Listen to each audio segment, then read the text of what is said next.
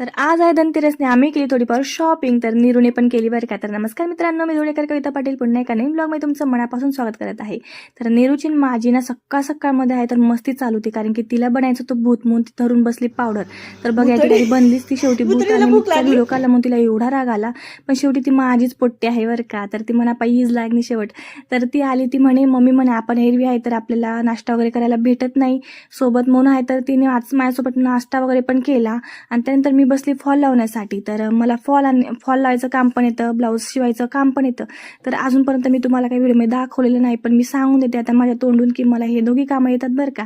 त्यानंतर आहे तर मी मस्त अशी रेडी झाली, कारण की मला जायचं होतं बाहेर भटकंतीसाठी, असं नाही बरं का.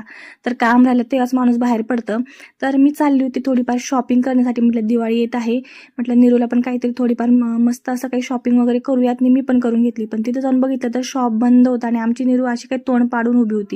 तर नंतर मी कॉल केला त्या ताईंना आणि त्या ताई आल्या आणि आम्ही जी शॉपिंग करायची होती ती केली. या ठिकाणी कंगण वगैरे घेतले मी माझ्यासाठी आणि काही माळा वगैरे घ्यायच्या होत्या आणि निरूची पण शॉपिंग होती. त्यानंतर मी घरी येऊन बघितलं तर आमच्या बहिणीने अशी काही मस्त रांगोळी काढून ठेवली होती.